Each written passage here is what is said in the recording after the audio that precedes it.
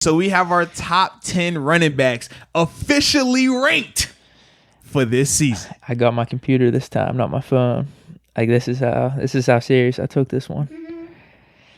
Well, how do we want to do this? I love when you got your computer so I can know you like serious too, man. I am serious about it. I just transfer the notes from my computer to my phone, but it's just so much easier to be doing this on the computer. I'm starting to come around to you because I remember we've had this conversation. I was like, I prefer the phone. It's just so much easier, like handheld access. But I don't know, the computer. It's nicer, man. It's super smooth, man. And it's a big screen. You get it. I don't look as much like a jackass either looking at my computer as opposed to my phone. Yes, because on the phone it looks like you're reading the text. We've seen some people comment that like, "Oh, is he texting? What is he doing?" I've been saying to you before, like, "Yo, like, what are you looking at right here, bro?" Because I've done that with interviews too. It actually looks way worse with interviews. But I'm just looking at my notes or going over things, or if the person we're interviewing mentions something, I'll just like look up something, maybe follow up with that, and it just looks bad. It looks really bad. Whereas you could do it on the computer, and it's like, oh, he's working. This is like exactly.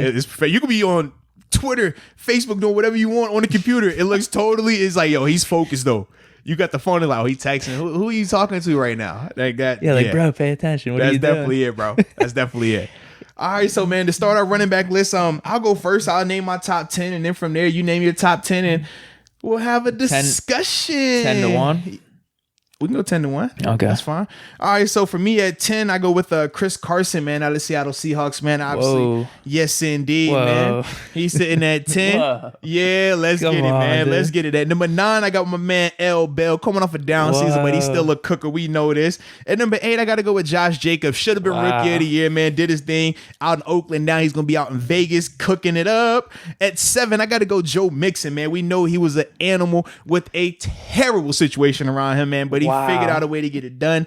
Number 6, Nick Chubb. I mean, the numbers speak for themselves, man. He's a beast. That's what he is. Who's and he was doing list? That. You got a big name off this list. And he was doing this with dysfunction, man. So that was at 6. At 5, I got Derrick Henry. I know playoff Derrick Henry stepped up in a big way. We know Derrick Henry can be a man amongst boys. We've seen what he did to Earl Thomas. I mean, he does it to a lot of people. So that's why he's at 5. At 4, man, I got Alvin Kamara. Big Kamara fan, man. Like how he gets down, man. And he's coming off a down season. So for me to have him in the top 5 after a down season speaks volumes for that young man. At number 3, I got Zeke, man. Ezekiel Elliott. Let's be real, man. We know he cooks. He is Dallas's offense. Wow. Shout out to Dak. Shout out to Amari Cooper. Shout out to CeeDee Lamb. Shout out to Galloway and all those other guys now. I mean, Gallup and all those guys down there.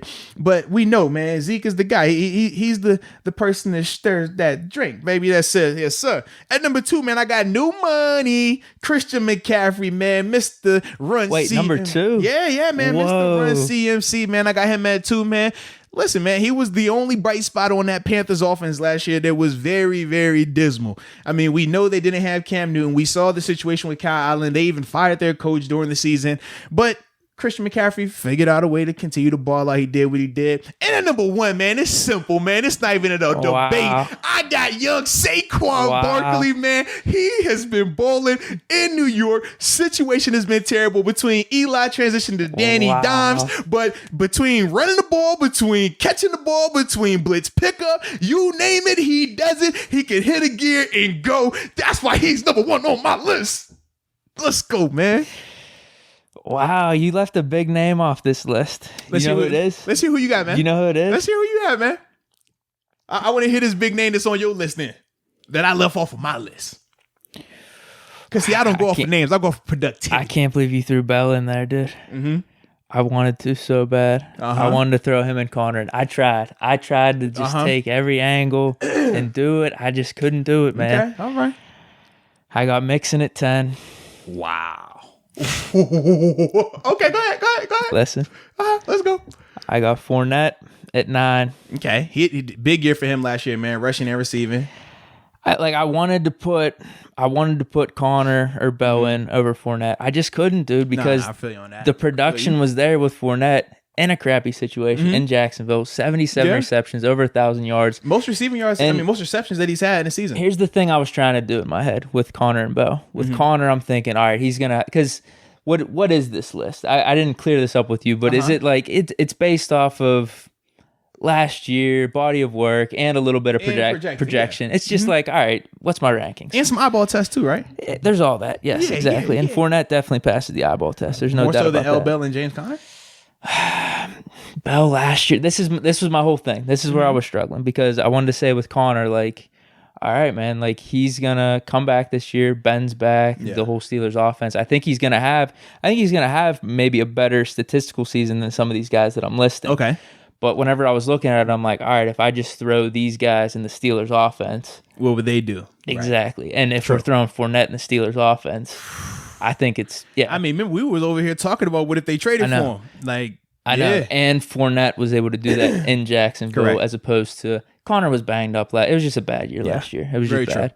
So that's why I got Fournette at 9. I was thinking the same thing with Bell. Like, I don't want to completely go off of his last year with the Jets, 3.2 yards per carry. It was a dismal year for him. Yeah. I think it was a lot due to the Jets. Their stats out there where like he was attacked at the line quickest than any other back at the league. I mean, their offensive line was trash, but then you also remember Sam Darnold missed almost a month of football because of the whole kissing situation. I don't even want to I don't know if he's kissing for real or not, but you know that thing. So I didn't want to go completely off that, and I wanted to put Bell up there, but I'm thinking in terms of his year, if we're thinking projections, I don't know if he's going to get the opportunity to be that much better where he's going to catapult himself back in the top 10. I think he's going to have a better year. Yeah.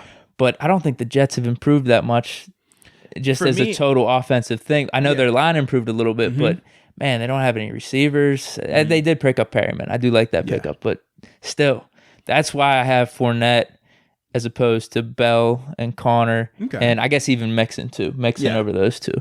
So I would have them probably at like the 11 and 12 range if I were to. Yeah, I can see it was tough, man. It was tough. I wanted to put them up there so bad. I know you did, man. But I was just looking, and I couldn't do it. I had to put Fournette. I'm a little surprised too because when you shot me the text asking me, I'm like, oh man, he about to do it. I said, "Are you going to throw JC in that top 10?" L Bell at 1, JC at 2. I can feel it. Here he comes. I couldn't. I got both of them off my top 10. It hurt me, dude. It hurt me. What were you going to say?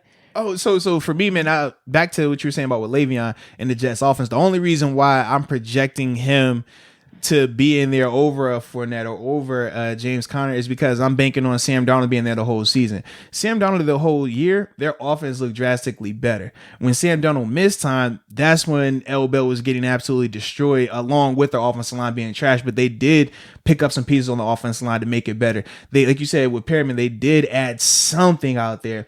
I'm a little concerned, though, because from a defensive standpoint, with them losing Jamal Adams through trade and then with C.J. Mosley choosing to opt out, you could have a situation where they're not able to stop anybody. Well, that's good for Le'Veon stats, though. I personally don't feel like that, man. I personally look at it like some garbage time receptions, dude. See, I think this is where we differ. I'm always looking like, okay, the more times you're on that field, man, I understand you could try to accumulate more numbers, but then also the more times you got to get exposed in terms of some of these pieces that you don't have on offense. That's the difference. Like when we talk about the Steelers offense, you want them on the field a ton. Last year, did we really want the offense on the field a ton? Nah, not necessarily. We're kind of like, all right, y'all don't turn the ball over. Just do enough. Keep the defense fresh, and then let the defense go out there and save us, man. It was interesting because I remember the Rams game. Literally, I think they only scored their points because of our offense. Yeah. And that's kind of the thought process. So even with the Jets, I know in theory, it's like, oh, yeah, man, the more they're out there, garbage time point or stats and all that other stuff, I'm like, nah, I don't want them out there too much, baby. Just enough. But other than that, yeah, we need a little balance here. That's what's tough with me, dude. I would put. I remember you asking me this like a week or two ago. Do I still have Le'Veon in my top 10? Yeah. And I would take him maybe over a couple of these backs going into next year in a vacuum on a certain team. Yeah. But true. Like if I'm just thinking I don't think Bell's gonna like have that hot of a year this year. I think it's gonna be better. I think it's gonna be a little better, but I don't know to put him in that top 10. Dude, it's tough. And then you combine just what he did last year and having the year off. It's tough, dude. It's just tough. I feel bad. It's gonna be exciting to hear the rest of this list. I'll tell you that, man.